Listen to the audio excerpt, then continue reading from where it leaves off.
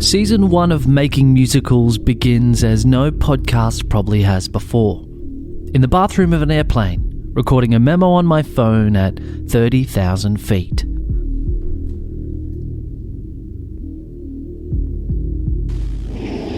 So I've just had the craziest idea, and I'm just putting this down in case it turns into something. It's ridiculously early or late on the plane. We're about halfway. What if I make a podcast, meeting with all different artists while I'm in New York and try and... This moment here, talking to myself in a stall, was actually 10 years in the making. After the highest of highs, I'd reached the lowest of lows, and this flight would change my life.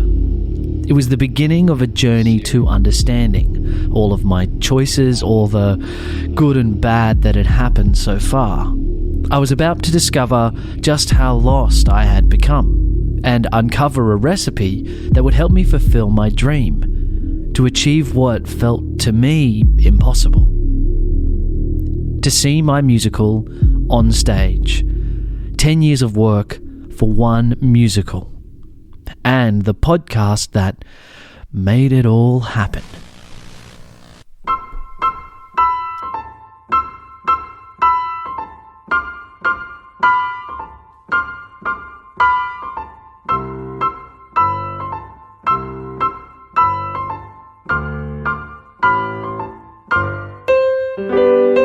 You're listening to Making a Musical. In Season 1, Australian writer Bradley McCaw travels to New York City with only 10 days to uncover the mystery of what it takes to create a great musical. This is the prologue. The idea.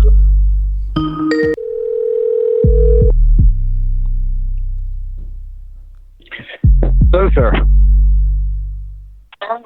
How are you? Very well. I'm sorry. This is the voice of Adam Guettel, an internationally renowned composer that's won Tonys, Drama Desk Awards, Olivier's. He's even the great-grandson of one Richard Rogers. No worries. And he's my personal idol. Not at all. And listen, Bradley, let me say right off. We're talking via Skype in the early hours of the Australian winter. He's in Montana, USA. I'm in Melbourne, Australia. Somehow we met 5 years ago, by chance, in a taxi. Crazy, right? If you're thrilled to do that. So anyway, just give me a sense of what your format is, what kind of stuff you want to discuss, or how it works. Adam is fitting me in around several major writing deadlines, so I need to be quick. I tell him about the idea. Sure. I was on a plane a few weeks ago, and after years of effort, I was starting to think you could only create good musicals in New York.